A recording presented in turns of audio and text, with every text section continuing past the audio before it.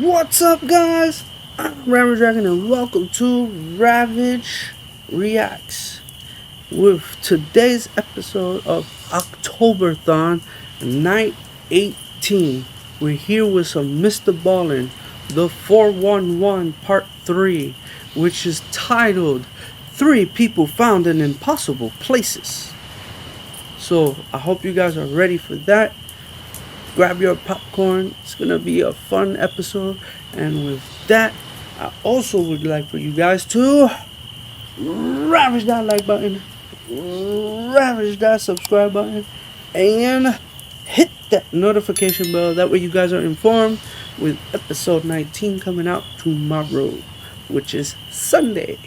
So with that, let's get to the video. Alright, we're here with Mr. Ballen. It is an unfortunate reality of being human and living on planet Earth that sometimes people go missing without any clue as to what happened to them. One day they're here, the next day they're gone. There's no clear indication of what happened. And despite everybody else's best efforts, nothing is ever learned about what happened to them. And so their families and their friends, they're left with this void in their lives that I can only imagine how terrible that is. There's no closure. There's like that perpetual sense that if you could just find more information out, you could find out what happened to your loved one, to your friend, to your colleague. But many times, people never get that. These people just go missing and that's it. But in some cases where people suddenly go missing, they'll turn up again. Sometimes days, weeks, months, years later. In totally different locations from where they went missing. But sometimes, in very rare circumstances, these people that go missing will reemerge days, weeks, months, years later, not having any idea how they got there or what happened to them. And so today I'm going to share 3 of these reappearance stories. The first 2 are the most well-known. They're very famous. And the third one is not as well-known, but equally as intriguing. But before we get into today's 3 stories, if you're a fan of the strange, dark, and mysterious delivered in story format, then you come to the right place, because that is all I do, and I upload 3 to 4 times a week, if not more. So if that's something you'd be interested in, I would... Not anymore. Just 1 time a week. Because he does podcasts and he's doing all this other stuff. So it's 1 time a week. I encourage you to please gently perform a lobotomy on the like button, and then subscribe to my channel, turn on all notifications so you don't miss any of the like button has a brain? Weekly uploads. Okay, let's get into the stories. Mr. Ballen. Oh, I hope that's copyright free.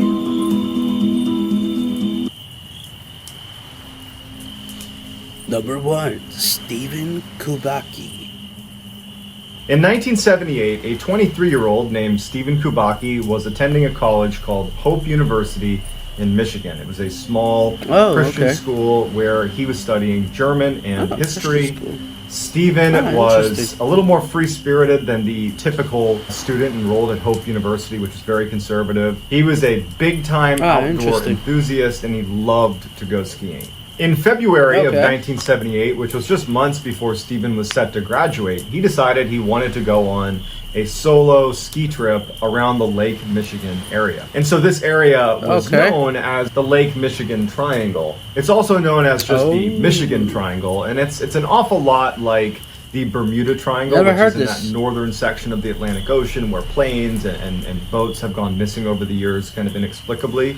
Well, the Michigan Triangle is like that. And starting in the late 1800s, there were all these disappearances that started occurring in the Michigan Triangle area. And so Stephen was going to be skiing around the Lake Michigan area, and so he would be in the Michigan Triangle. Now, he had told his friends and his family that he was just going out for a day trip, and Stephen was a very accomplished outdoorsman, excellent cross-country skier, so really no one bats an eye when he decides to go out and, go skiing. No one even thought twice about it. They're like, all right, cool, we'll see you tomorrow. A day after Stephen had left for this ski trip, I'm cautious. Some snowmobilers were out in the Michigan Triangle area, and they spotted a trail of ski tracks that led up to the edge of the lake, where at the edge of the lake were a set of skis and 2 ski poles. Just stopped abruptly, and they see that this looks like someone might have fallen into the lake. Now, there weren't any clear breaks in the lake itself, but they figured it was worth telling police and to at least let them know in case they're looking for someone who might have gone missing in the area.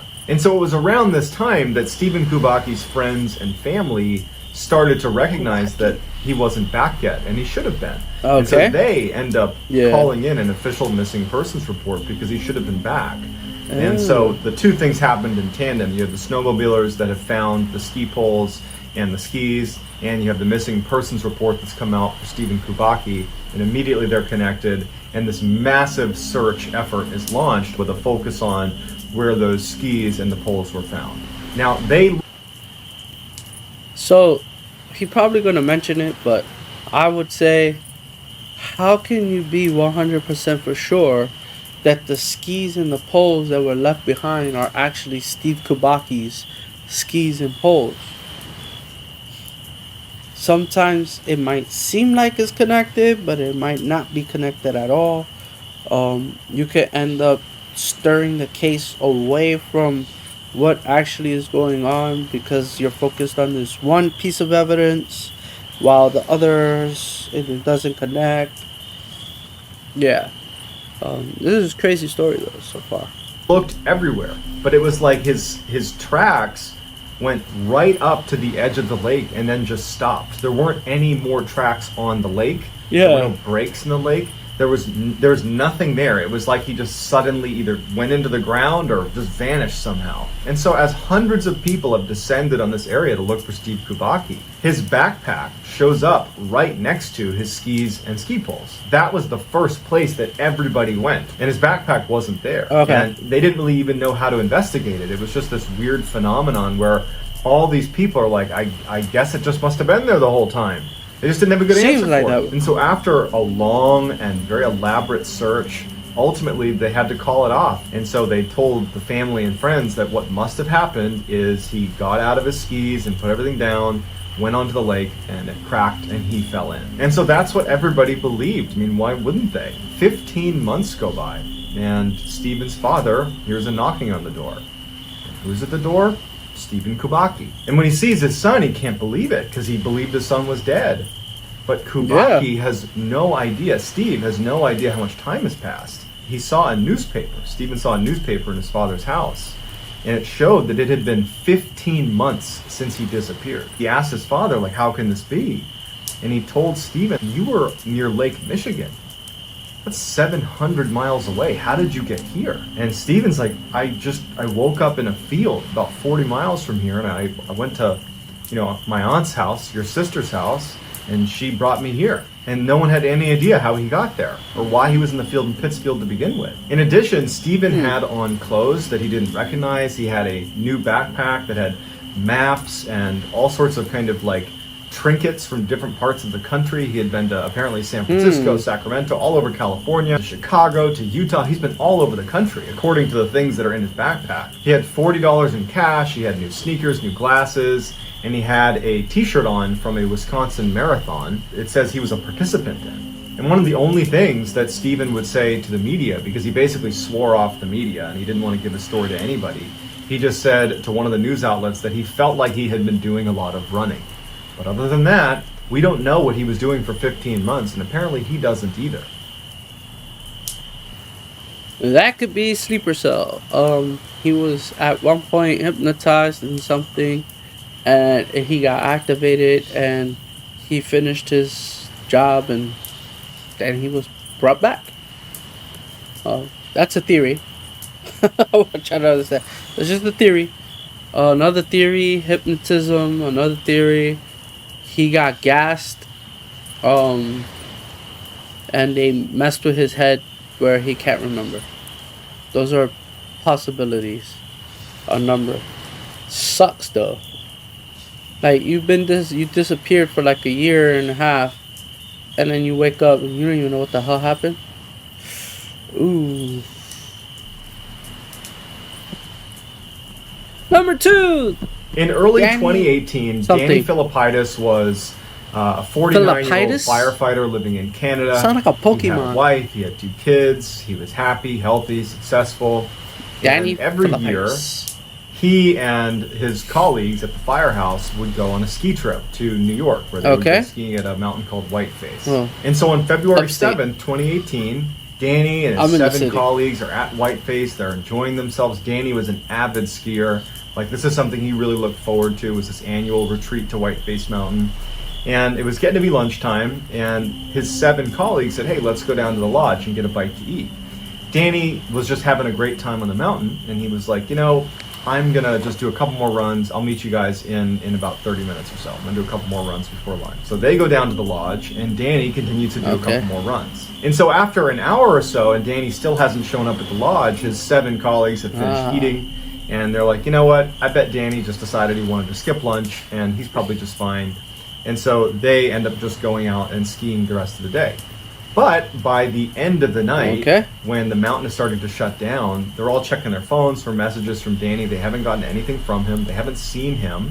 They decide, let's go check out, his room back at the hotel and make sure that he's there. Maybe he got sick and he left, something like that. And the resort was attached to the mountain itself. So they just walked right over to his room. They knocked. He didn't answer. But then they went out back and they found his car, and his car was still there. They went to the front desk, they explained the situation, they ended up going in the room and checking to see if he was in there. He wasn't, but all of his personal belongings are still inside of the room. So Danny, who has not shown up after going skiing for this additional run, clearly hasn't left the mountain because his car's still here, his cash, his passport, everything is in his room, but no one knows where Danny is. And so they launched this massive search for Danny. And I mean, this day, it was so crowded at Whiteface. There's so many people there. And also, it had snowed a ton before they even started skiing that day. So it would have been very difficult to move very far off the mountain, let's say, if someone wanted to. I mean, just there was too much snow on the ground. So he couldn't have gotten very far. And there were lots of people there that they could interview to say, have you seen this man? They had a picture of him, and no one had seen him. And there was no sign of him. Despite this massive search effort, no one has any idea what happened to him. The authorities call off the search, and they tell his loved ones and his friends that, Danny must have succumbed to the elements.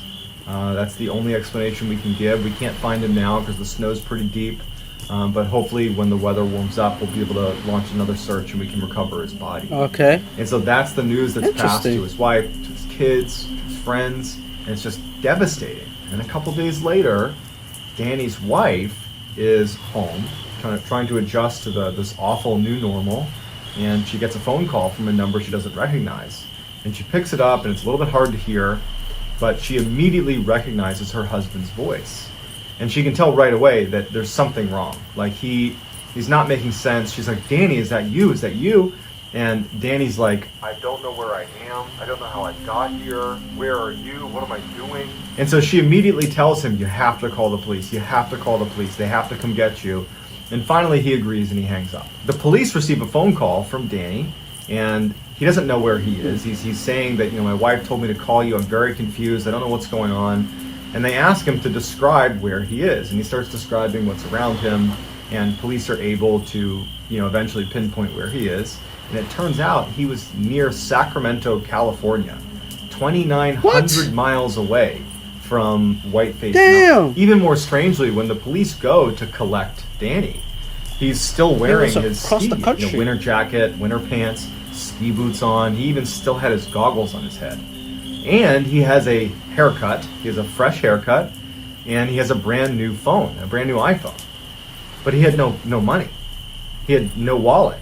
He had nothing. He had left all of his belongings in his room. So looking at him like, how did you get a new phone? How did you get a haircut? Why did you get a new haircut? And when you got your haircut, why didn't the person cutting your hair let someone know that a man who's visibly confused wearing ski gear is getting a haircut in here? And so it's just a totally strange mystery that Danny, to this day, and anybody that knows Danny and his friends, the investigators, everybody, no one knows how he got there. How does a guy without a car, without any money, wearing ski gear, go from New York to Sacramento, California, somehow get a haircut and buy a new phone, and then just suddenly come to and be like, oh, that's right, I'm Danny, and I'm going to call my wife and let her know where I am now. Like, it was just crazy. It is. Young boy. So this last story was documented in the official American Ethnology Report from 1897, 1898. Although the story is, well documented in this report, The location is unclear. People have speculated that it's either Ireland, Scotland, or Wales. So just take this with a grain of salt that the location is not known. It's an older story, but it was officially documented in an official report. In 1898, a 12-year-old boy was playing at this river that ran near. Oh, sorry. It's like 2 o'clock in the morning, so I'm a little But yeah, that story with Danny, again, it sounds like one of those situations where he either got chloroformed and they traveled him on a plane or something over. Um, there's like a number of possibilities. Chloroform, again, with the mind control type thing, sleeper cells, stuff. Like they putting him in practice for American sleeper cells. Who knows? There's a number of possibilities, but it's crazy to find a dude who was in New York State, all the way across the country to California. That is a lot of distance. So, near his house. He was out in the forest. He was playing to this river, and he had a bow and arrow, and he was practicing shooting his bow and arrow. And after a little while, he got bored of his bow and arrow, and he went to the stream itself, and he started to build a little dam in the river to try to catch some fish. And as he's building this thing up, he's down on his knees building up this little dam in the river. He notices someone is walking down the river towards him, and he looks up, and he would describe this person as looking normal, a normal-looking stranger. It's a gentleman who shows up. He's wearing a nice suit. He walks over to Wofford, and he apparently just came out of the woods. And he says, "Hey, what are you doing?" And the boy, he's like, "Oh, I'm making this fish trap." And he's like, "Man, that looks like a lot of work. Like, you should take a break." And the boy's like, "Yeah, I guess I could take a break." And the gentleman just says, "Well, if you want, while you're taking this break, you could come to my house. It's just up past the bend here. My family's there. You can have a meal with us, and then you can come back and you can finish your fish trap." And so, this is a different time. This is the late 1800s, and I'm not suggesting that at the time it was totally cool to go with strangers into weird houses in the forest, but the boy felt compelled to say yes. He didn't want to be rude, and maybe his fear of strangers is less extreme than it is, for us today in 2020. For us today. And so he agrees to go with the man. They make their way. Right there, you just heard what he said, 2020. This was 5 years ago. This video was 5 years ago. So 1800s to the 2000s and 20s, there is a massive difference about strangers that people back then didn't think about too much as today. Way up past the river into the forest a little bit, and they come up to this cabin. Now, the boy played in the woods here, and he had never seen this house before. But he's not too concerned, because as soon as he gets to the house, this cabin in the woods, he sees that the lights are on, and he hears kids playing inside, and a close family friend of his family's is sitting on the porch talking to one of the other apparently family members of the stranger. And so the boy's put at ease, and he says hi to the family friend, and the family friend, waves back. The boy goes inside, and he sees that this family has a couple of kids roughly his age. They're playing, goofing around.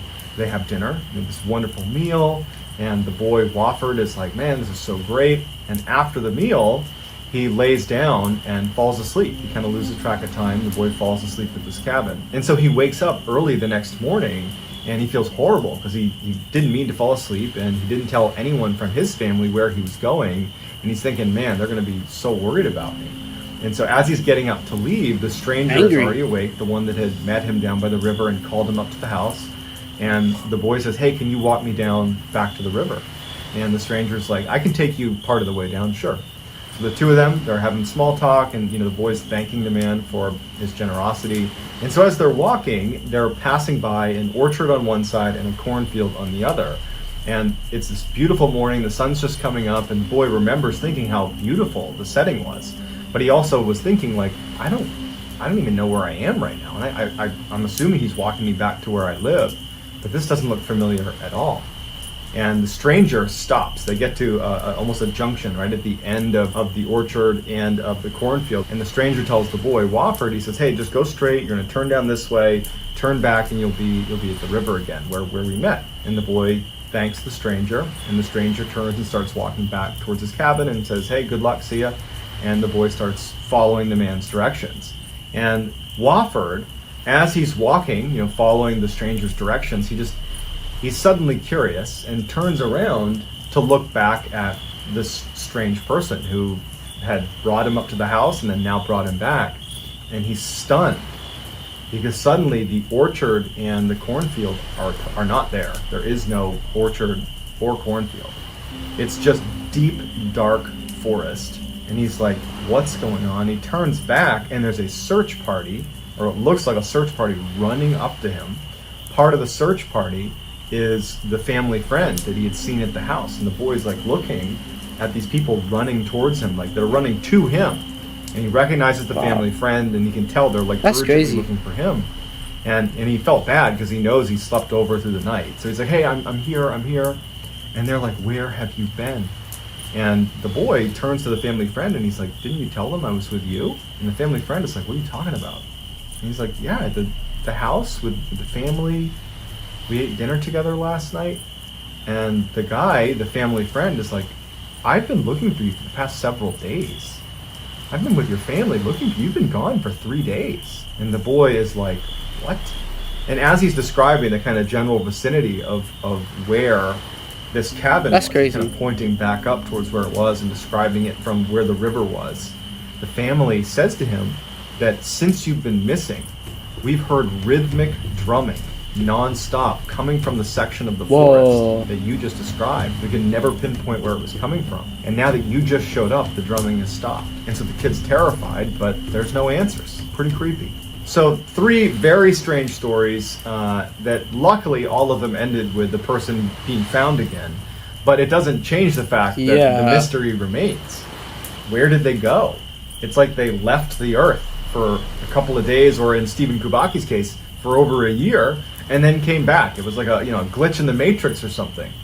And so I would love to hear in the comments what you think can possibly explain how these people are disappearing without a trace and then reappearing days, weeks, months, years later, not having any idea how they got there or what had happened to them. How can we possibly reconcile that? And if you like this video and you want to see more videos like this, I would ask you to please gently perform a lobotomy on the like button, and then subscribe to my channel and turn on all post notifications so you don't miss any of my other 3 to 4 weekly uploads that I do every week that sound an awful lot like the story you just heard. If you want to get in touch with me, you can message me on Instagram. My handle is JohnBallen416. I'm also very active on TikTok, where my handle is Mr.Ballen, so you can follow me over there. I also go live on TikTok Monday, Tuesday, Wednesday, and Friday at 10 p.m. Eastern. So you can check me out over there, or on Instagram, or here on YouTube, or any of these places. But wherever you're finding me, I really appreciate your support, and I really have enjoyed making these videos, and I hope you've enjoyed them too. That's going to do it, guys. Alright, so that last story is very creepy. Creepy as hell.